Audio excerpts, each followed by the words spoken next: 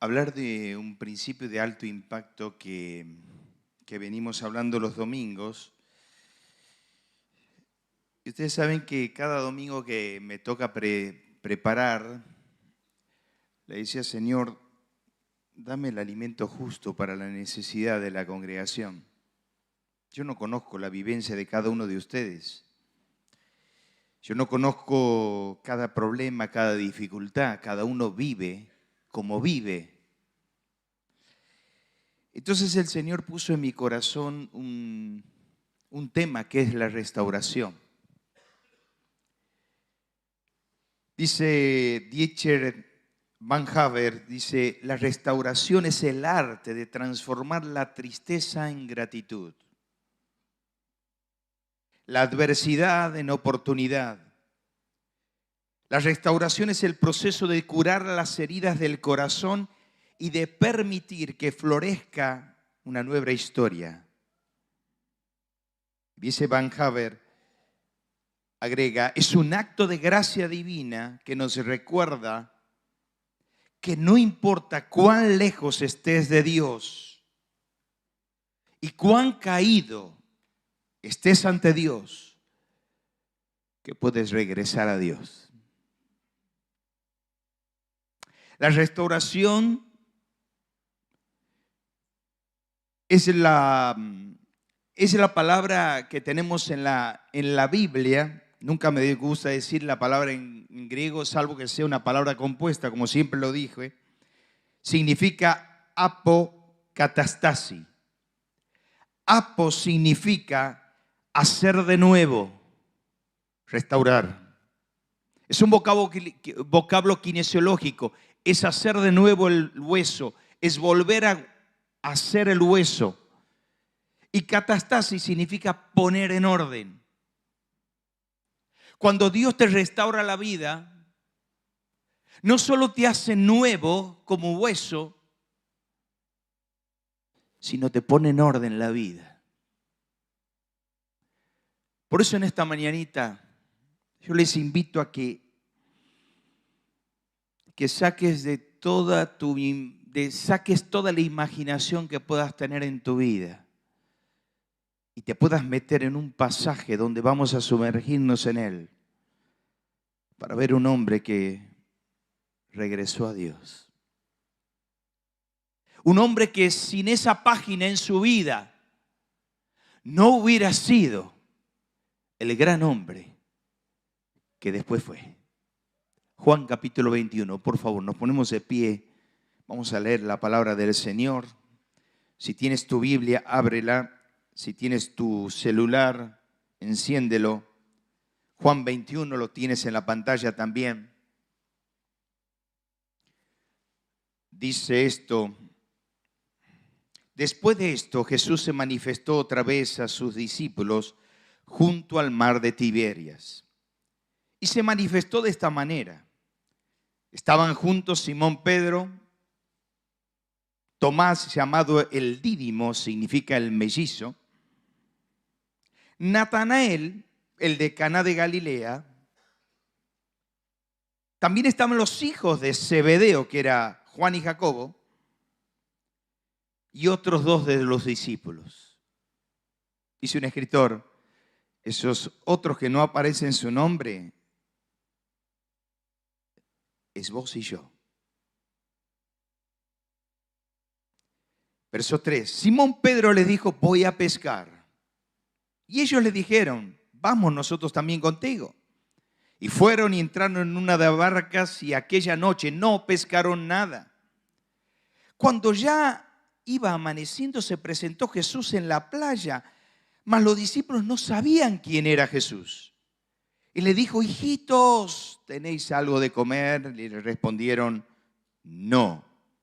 Verso 6, todos juntos en voz alta, vamos. Él les dijo, echad la red a la mano derecha de la barca y hallaréis. Entonces la echaron y ya no la podían sacar por la gran cantidad de peces. Entonces aquel discípulo a quien Jesús amaba, o sea, a Juan, el suscrito, el que estaba escribiendo, dijo a Pedro, es el Señor. es el Señor. Simón Pedro, cuando oyó que era el Señor, se ciñó la ropa porque se había despojado de ella, se echó al mar, y los otros discípulos vinieron con él con la barca y arrastrando la red de peces, pues no distaban de tierra sino como a 200 codos, o sea, 96 metros más o menos. Al descender a tierra vieron brasas puestas y un pez encima de ellas y pan. Jesús le dijo: traed los peces que acabáis de pescar. Subió Simón Pedro y sacó la red llena de grandes peces, 153, y aún siendo tanto no se rompía. La red no se rompió. Les dijo Jesús: venid y comed, y ninguno de ellos se atrevía a preguntarle: ¿tú quién eres?, sabiendo que era el Señor. Vino palabra de Jesús y tomó el pan. Vino pues Jesús y tomó el pan y les dio, y asimismo el pescado. Y cuando hubieron comido, Jesús dijo a Simón Pedro: Simón, hijo de Jonás, ¿me amas más que esto? Le respondió: sí, Señor, tú sabes que te amo. Él le dijo: apacienta mis corderos. Volvió a decirle por segunda vez: Simón, hijo de Jonás, ¿me amas? Y Pedro le respondió: sí, Señor, tú sabes que te amo. Y le dijo: pastorea mis ovejas. Le dijo por tercera vez: Simón, hijo de Jonás, ¿me amas? Y Pedro se entristeció que le dijese por tercera vez: ¿me amas? Y él le respondió: Señor, tú sabes todo, tú sabes que te amo. Y le dijo: apacienta mis ovejas. Y dicho esto, añadió: sígueme. Padre, en esta mañana queremos decirte así. Queremos sentir esa voz: sígueme. Pero restaurados, perdonados y colocados en orden para tu gloria. Quédate con nosotros, háblanos. Te lo pedimos en el nombre del Señor Jesús. Amén. Ustedes saben que la escena nos transporta al mar de Galilea. Todas las ensenadas y los promontorios estaban preparados y estaban con la fragancia de nuestro Señor. Un día muy de mañana o muy de noche se levanta Pedro y dice: voy a pescar. Usted escuche bien: voy a pescar.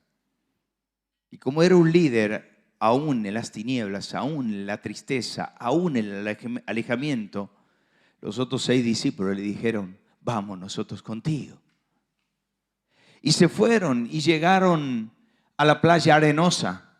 Empezaron a preparar los peces, la barca, empezaron a preparar todos los implementos para poder pescar. Se metieron en el agua en medio de la noche y empezaron a tratar de pescar una tras otra. Así se sentía el chapoteo de aquellas redes que golpeteaban contra el agua, toda la noche pescando. En el primer resplandor matinal se siente, en medio de la neblina que envolvía la mañana, se siente la voz de alguien que se acerca. Ellos habían pensado que era un hombre playero que vendía pescados, porque se siente la voz desgarradora: hijitos. Y creían que era un hombre mayor: hijitos, ¿tenéis algo de comer? Y ellos seguían tirando la red y tirando la red, y seguía la red chapoteando en el agua, sin haber pescado nada. Y ellos le contestaron: no.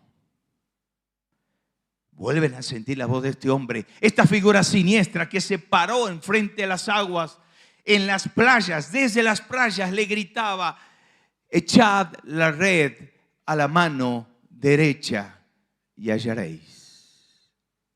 Y le hicieron caso. Cuando ellos echan la red a la mano derecha, dice que era tan grande la cantidad de peces y la red no se rompía. Entonces, cuando alcanzan a ver esa cantidad de peces, el único certero instinto de un hombre que está lejos, cerca de Dios, como Juan, dice, es el Señor. Nadie se había percatado de eso. Es el Señor. Cuando escucha a Pedro que estaba lejos de Dios, ese hombre que le había negado días atrás, dice, ¿es el Señor? Dice que empezó a bracear hasta llegar a la playa. Los abandonó. Y cuando llega a la playa se pone alguna ropa porque se había despojado de ella. Los discípulos traen la barca. Traer todos los peces que habéis de pescar. Y cuando se sientan y llegan, había una mesa tendida. Había pan y peces asados. Y estaban todos allí por cenar, por desayunar con el Señor. Y en ese momento, en medio del fuego, el Señor le pregunta a Pedro, hijitos, Pedro, Juan, Simón, hijo de Jonás, ¿me amas? Y él le dijo, sí, Señor, tú sabes que te amo. Le pregunta 3 veces, ¿apacientas mis corderos? Y le dice, sígueme. Claro, una la lee la historia, la narra la historia, pero quedan tremendas enseñanzas para en esta mañana decir, Señor, yo quiero seguirte, yo quiero seguirte. Yo quiero hablar de 3 cosas que están en el texto muy brevemente. En primer lugar, una pesca infructuosa. En segundo lugar, una presencia inesperada. En tercer lugar, una pregunta inquietante. ¿Por qué una pesca infructuosa? Fíjese lo que dice. Dice que ellos no habían pescado nada.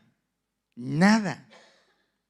Ahora, después de esto, Jesús se manifestó de nuevo ante ellos y le dijo, vamos a pescar. Y aquella noche, fíjese ese adverbio, aquella noche no habían pescado nada. Es que Simón había negado días atrás al Señor. En aquella hora, cuando le negó al Señor delante de esa mujer que le preguntó, ¿tú eres uno de ellos? Le había negado, había mentido, había violado uno de los 10 mandamientos, no mentirás. Y el hombre valiente, el hombre que entraba, salía, el hombre que le cortó la oreja a Malco, le había negado, yo no soy cristiano, yo no le conozco, yo no le conozco. ¿Qué hace Pedro? Vuelve a pescar. Miren, Timothy Keller dice estas palabras: Dios te estropea, te deteriora y te desintegra tu pasado para que no quieras volver atrás. Pedro toda la vida había pescado. Ellos no salían a pescar porque querían distraerse, era su trabajo. Entonces dice, bueno, ya que estoy lejos de Dios, voy a volver a mi antiguo trabajo. Voy a volver a mi antigua profesión. Y se da cuenta que no funciona para esa profesión. Ya Dios le había quitado esa capacidad. Es que, queridos hermanos, tenemos que entender que sin Dios nada podemos hacer. Juan 15 dice, sin mí nada podéis hacer. Nosotros de alguna manera creemos que sin Dios nuestro negocio funciona, nuestro matrimonio funciona, nuestra familia funciona, nuestros hijos funcionan. No funciona nada cuando estamos lejos de Dios. Y si vos crees que has logrado algo en tu vida, aléjate de Dios y cree que vos lo elegiste o con tus manos lo edificaste, Dios te lo quita en un haz. Porque sin Dios no podemos hacer nada. Pedro se dio cuenta que la pesca infructuosa era por su alejamiento. No hubo fruto. No hubo un fruto de decir, Señor, yo quiero pescar, yo quiero volver. No, no, no. Hay un escritor que dice, ¿tú crees que Dios te llamó por tus habilidades? Bueno, cuando te sumerges en Juan 21, te va a mostrar que Pedro fue llamado por encima de sus flaquezas, por encima de sus imperfecciones, por encima de sus fragilidades.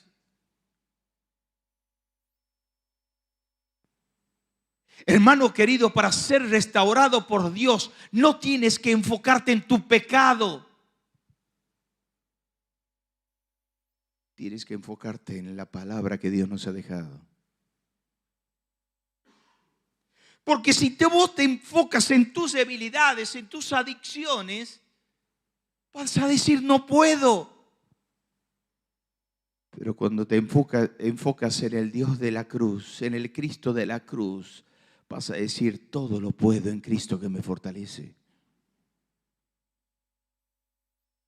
Porque las fuerzas no están en nosotros. Las fuerzas están en Dios.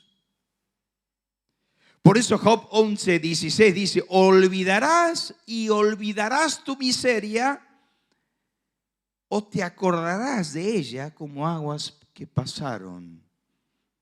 Dos opciones te da Job. O olvidarás tu miseria o sí, te acordarás de ella, pero como aguas que pasaron. Yo tengo que entender que mis debilidades y mis flaquezas, y usted va a fijarse cómo te voy a terminar el sermón en esta mañana.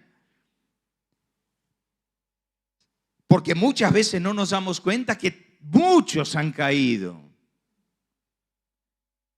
No solo Pedro, que le negó. María niega y cae en la murmuración en Números 12. David niega y cae en la fornicación en 2 Samuel capítulo 12, también 12, 11. Acán niega y cae en la sustracción en Josué capítulo 7, versos 21 y 22.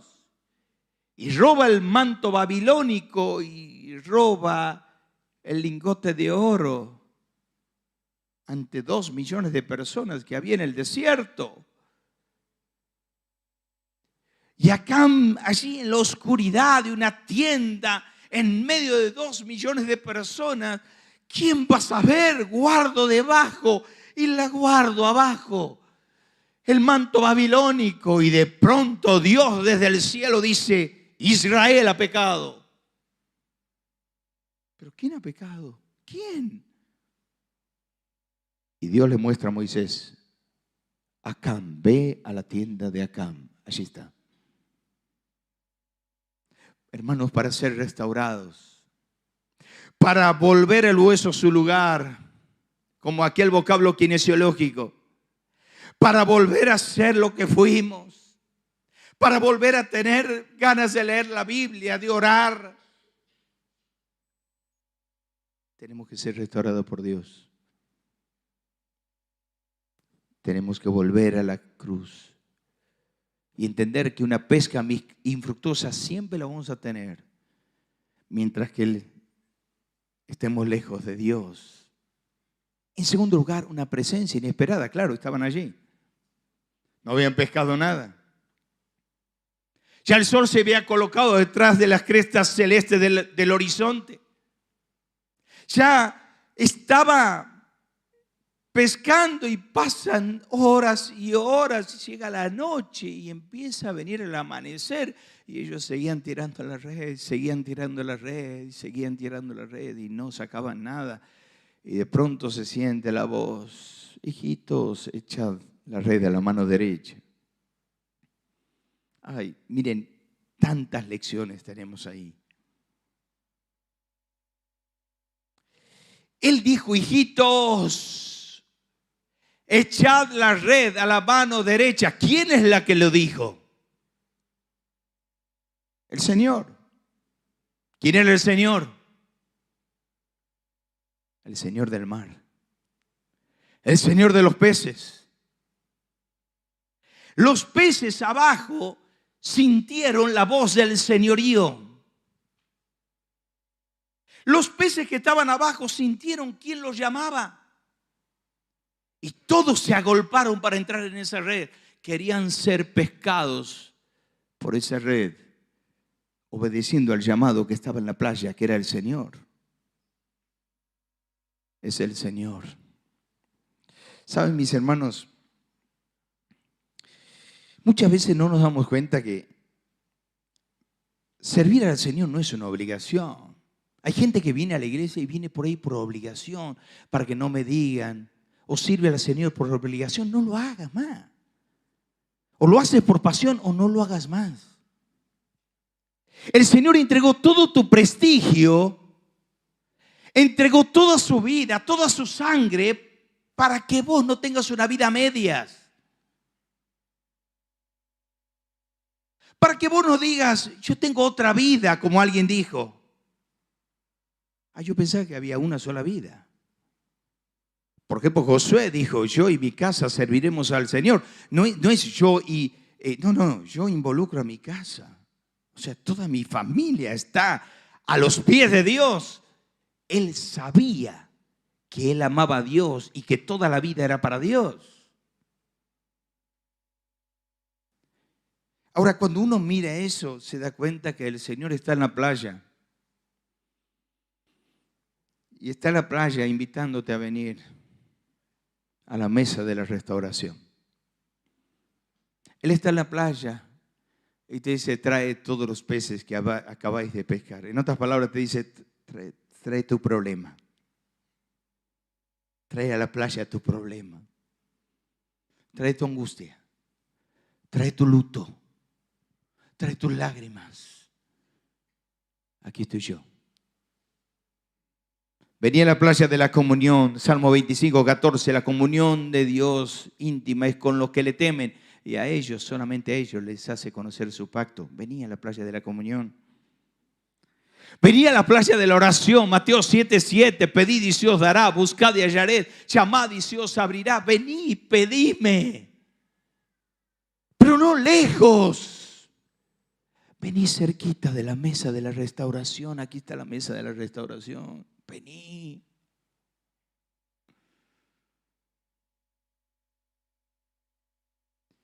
Vení a la playa de la palabra. Dice, estaba leyendo esta semana a Watchman Nee.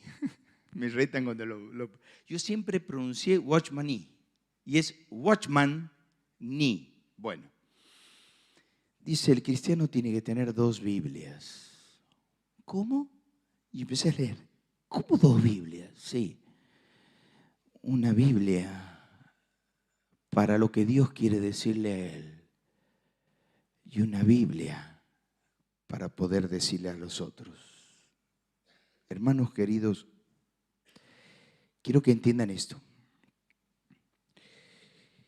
Un hombre espiritual no es un hombre espiritual si vive solo de oración. ¿Se entiende? Un hombre y una mujer espiritual necesita la oración y necesita sí o sí el nutriente de la palabra de Dios. Pero no para ver qué voy a hablar en la escuela dominical o para ver qué voy a hablar en el mensaje del domingo a la noche que me toca en tal lugar, o para ver a los jóvenes qué le voy a hablar. No, para ver qué es lo que Dios te dice a vos. Los hombres que han caído es porque fueron hombres que no se alimentaron de los nutrientes de la palabra de Dios. Lo único que hacían era recibir para dar, recibir para dar, recibir para dar. Entonces Watchman Nee dice, no, 2 Biblias. Una Biblia para vos. Tené tu culto devocional. Decirle, Señor, háblame. Bosquejo no. Háblame, habla. Te estoy hablando de las entrañas de mi alma.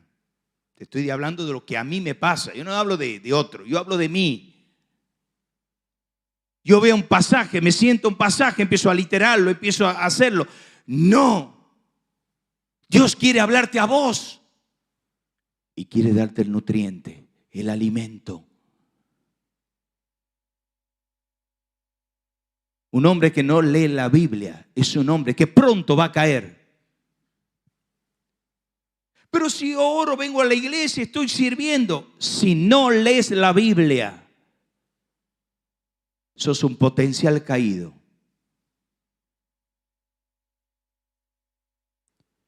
Por eso, venía a la playa. Dios te espera.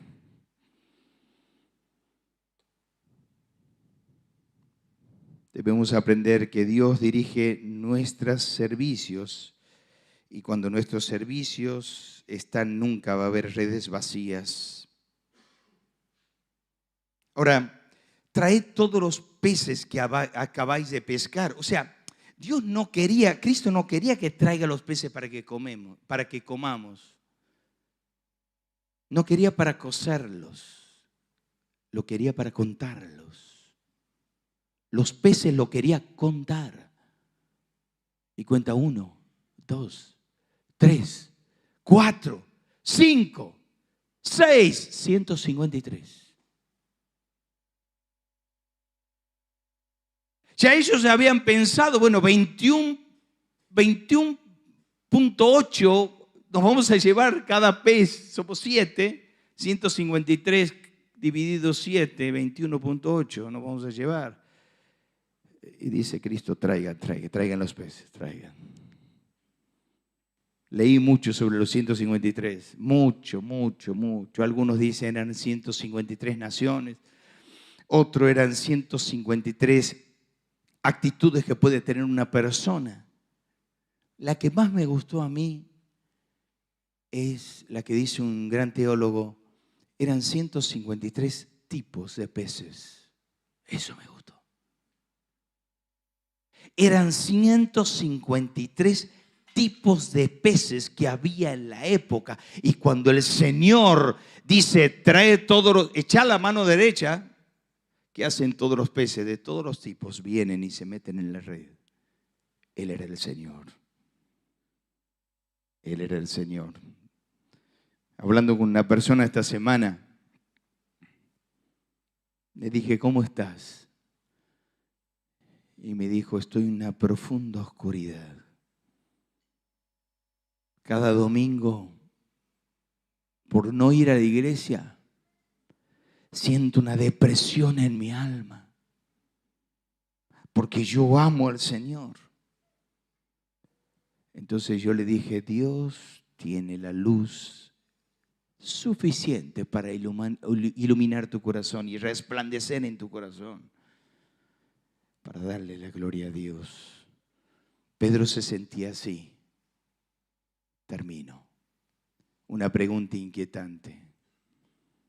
¿Por qué? Cuando ya estaban comiendo, todos estaban en la mesa de la restauración, terminan de comer y el Señor le dice, Señor, Simón, hijo de Jonás, ¿me amas? Simón, hijo de Jonás, ¿me amas?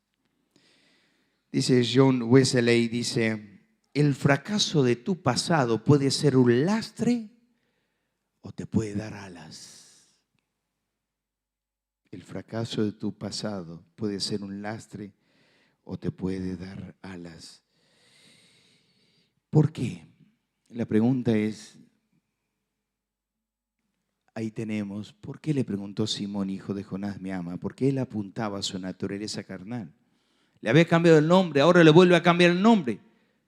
Es que él apuntaba a aquel Simón que me negó, ¿me ama? La segunda pregunta es, ¿por qué le preguntó, ¿me amas más que esto? Porque en Marcos 14:29 le dijo, aunque estos te negaren, yo nunca te negaré. ¿Por qué le preguntó 3 veces? Porque en Lucas capítulo 22, 57 al 60 le negó 3 veces. Entonces, conforme a la negación, está la confirmación. Y la última, ¿por qué el fuego? Porque en Lucas capítulo 22, 56, ¿qué pasó en Lucas 22, 56? había fuego. Y la mujer se le acerca y le dice, ¿tú eres uno de ellos? Y dice, no. Ah, ¿sí? Dios usa la misma ilustración.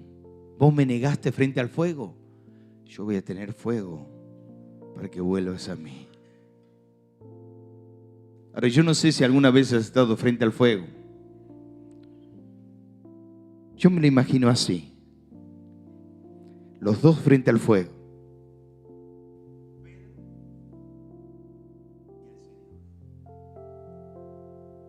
Pedro, ninguno se miraba. Los dos miraban al fuego. Y Pedro habrá tenido temor. ¿Qué me va a decir? ¿Qué me va a decir? ¿Qué me va a decir? ¿Y qué le preguntó? ¿Me amas, Pedro? ¿Me amas? Sí, Señor. ¿Me amas, Pedro? Apacienta mis corderos. ¿Sabes? El Señor en esta mañanita te dice esto. ¿Me amas? ¿Más que tu trabajo? ¿Me amas más que tu esposa?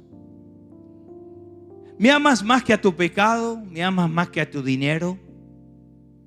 ¿Me amas más que tu adicción? ¿Sí? Apacienta mis corderos. Apacienta mis corderos. Miren, estaba en esta... Pásamela, por favor. Estaba leyendo anoche, ayer a la tarde, la vida del famoso Agustín de Hipona. Y empezaba a leer, y empezaba a leer, y empezaba a leer, y empezaba a leer.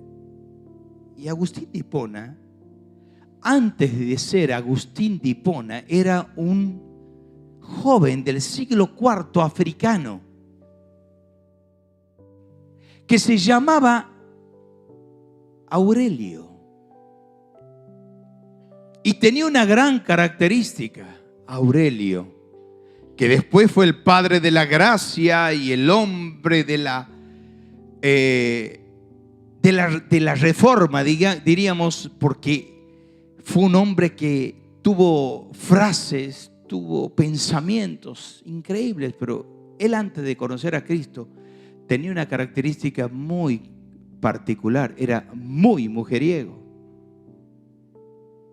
Aurelio, antes de conocer a Cristo, que era Agustín de Hipona, era muy mujeriego. Y un día Cristo cambia su corazón, transforma su vida. Y cuenta la historia que una noche vino Fotina. Fotina era la última novia que él tenía. Y llega a la casa de Aurelio. Estaba cerrada la puerta. Y él le golpea la puerta. Aurelio, abrime. Y él no le abría. Aurelio, soy yo. Y del otro lado de la puerta le dice, pero yo ya no soy. Yo ya no soy. Cristo me cambió. No te voy a abrir la puerta. Y yo cuando leía eso me acordaba de Gálatas 2:20. Ya no vivo yo, mas vive Cristo en mí. Esto es restauración, mis hermanos. Es volver a vivir los primeros tiempos de alabar a Dios, de exaltar su nombre, de creernos algo para Dios, de vivir fríos y querer aparentar dentro de una iglesia, estar bien gozosos. Que la restauración que Dios puede hacer en la mesa de la restauración pueda ser de bendición. Vamos a cerrar los ojos. Y en la solemnidad de su corazón yo le invito a que usted pueda decirle: Señor, restáurame. Perdóname, Señor, yo estoy lejos tuyo. Yo me noto mis palabras, mi forma de actuar. Soy como una heladera llena, pero desenchufada. Me desenchufé del cielo y esa heladera empieza a trasuntar olor nauseabundo hacia los demás. Señor, enchúfame en la heladera de mi vida a la corriente del cielo, para participar de la mesa de la restauración y volver al Cristo de la salvación.